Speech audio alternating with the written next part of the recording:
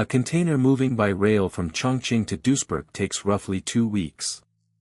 By sea it takes 5 or 6. The rail route has existed at scale for over a decade, it is subsidized, and it works.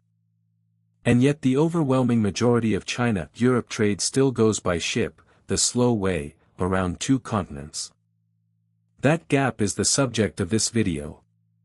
The standard explanation is capacity. Rail simply cannot carry the volumes ships do. That is true, and I think it is the less interesting half of the answer.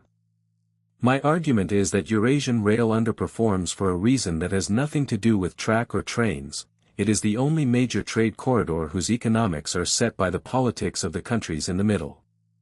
By the end you will understand why a route that is faster, works, and is subsidized keeps failing to take share. This matters for the argument I have been building across this series. If overland Eurasian connectivity matures, then China's maritime choke point problem softens, Russia's transit position becomes genuinely valuable, and the dependency I described in video 1 gets more balanced. If it does not mature, then the sea remains decisive, Russia's leverage stays thin, and the pattern holds.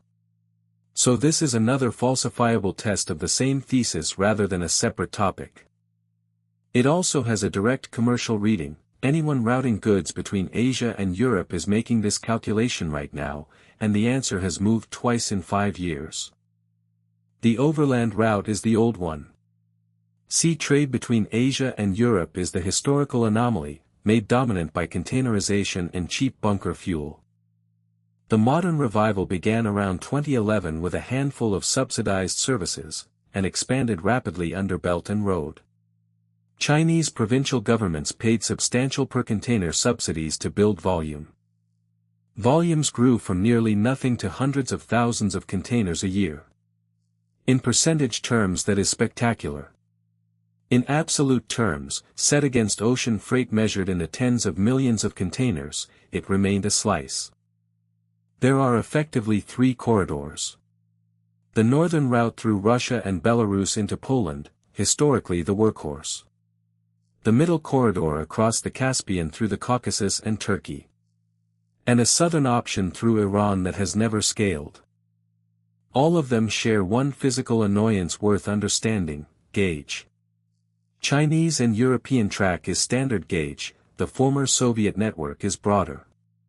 Containers must be transferred or bogies changed at least twice on the northern route. That is time, cost, and the queue. The first pillar is that the economics were never organic. They were purchased. For much of the last decade, the per-container subsidy from Chinese provincial governments was a large fraction of the total shipping cost. Cities competed to run services partly because the trains counted toward development targets. When those subsidies were reduced, the commercial case narrowed sharply, because rail's honest position is a premium product, faster than sea, far cheaper than air, competitive only for goods where that middle band matters. Electronics, automotive parts, pharmaceuticals, high-value machinery. That is a real market. It is not a mass market. Rail was never going to move furniture or bulk consumer goods economically, and framing it as a Suez replacement always overstated it. The honest framing is that rail is competing with air freight at the margin more than it is competing with sea. Once you see it that way, the volumes stop looking disappointing and start looking about right, which also caps how strategically significant it can be. The second pillar is the one I think is decisive: political risk is concentrated in the middle of the route, and the middle is where you have no alternatives. The northern corridor's efficiency came from crossing few borders under essentially one administrative system. That was its advantage. After 2022, that advantage became a liability for a large class of shippers. European companies faced sanctions exposure, insurance complications, and reputational questions about routing freight through Russia and Belarus. Volumes on the northern corridor fell for reasons that had nothing to do with the railway's capability. Traffic shifted toward the middle corridor, and the middle corridor's problem is immediately visible on a map: it crosses the Caspian Sea. That means a rail-to-ferry-to-rail transfer, limited port capacity at Aktau and Baku, and then multiple national rail systems with different operators and tariffs. Transit times on the middle corridor are longer and far more variable. Capacity is a fraction of the northern routes. Investment is happening, but ports and ferries take years. So the corridor that is politically usable is physically constrained, and the corridor that is physically efficient is politically constrained. That is not a capacity problem you can solve by laying track. There is a fourth factor that almost never appears in coverage of this corridor, and it decides more freight decisions than transit time does: what happens to your working capital while the goods are moving. Every container in transit is money the shipper has spent and cannot yet recover. For high-value cargo, the electronics and pharmaceuticals rail is supposed to win. The carrying cost of 3 extra weeks at sea is real, and it is the strongest argument for the overland route. But carrying cost is a function of average transit time. Safety stock is a function of variance. And those two pull in opposite directions here. A shipper running a European assembly line off Chinese components does not hold inventory for the average journey. It holds inventory for the worst plausible one, because a stockout halts the line.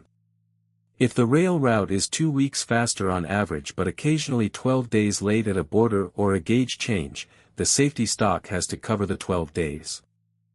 That is why sophisticated logistics operations often prefer a slow, boring, predictable route to a fast, erratic one.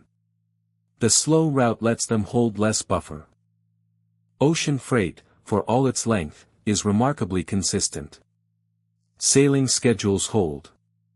Ports publish reliable windows. A shipper can plan to the day, months out. So the corridor's real competitor is not the ocean's speed.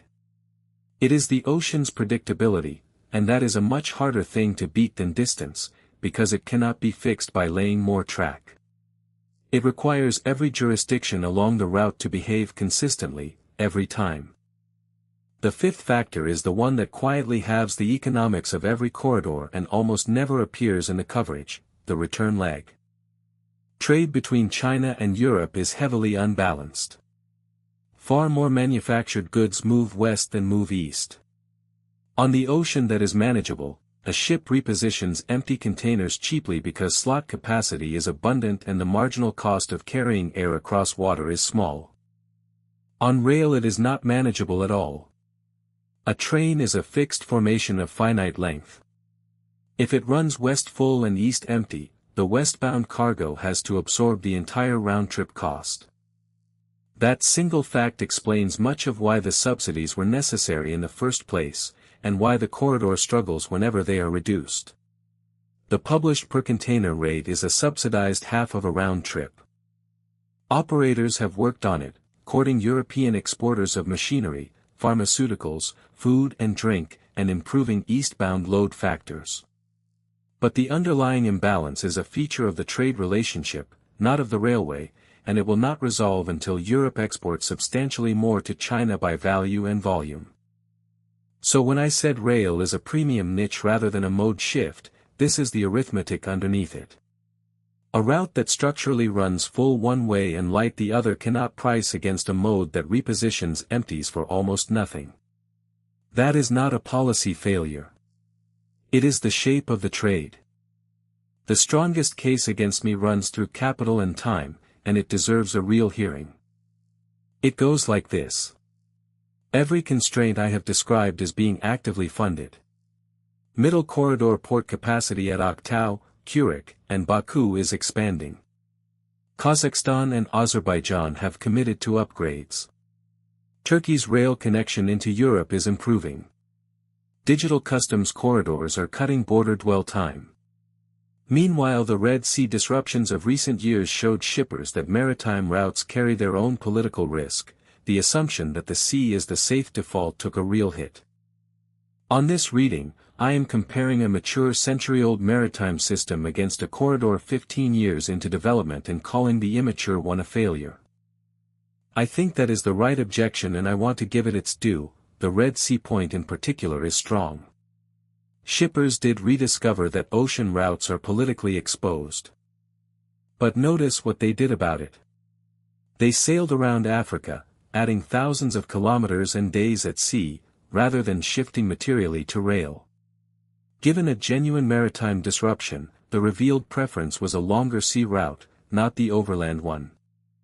That is the cleanest natural experiment we have, and rail did gain, but modestly. If the corridor were close to competitive, that was its moment. 3 consequences follow. First, expect Eurasian rail to consolidate as a valuable premium niche rather than a mode shift, meaningful for specific goods, marginal to the overall balance of trade. Second, middle corridor investment is worth tracking as a political indicator more than a commercial one. Its growth measures how much everyone wants to route around Russia, which is itself informative about the dependency question. Third, and returning to the thread, overland connectivity is not, on current evidence, going to relieve China's maritime dependence at scale. Pipelines move energy overland effectively. Containers still go by sea. That distinction keeps mattering. So the railway that was supposed to replace the ocean has instead become a good, specialized product with a political problem in its middle third. That is less dramatic than the headlines of a decade ago, and I think it is closer to what the volumes actually show.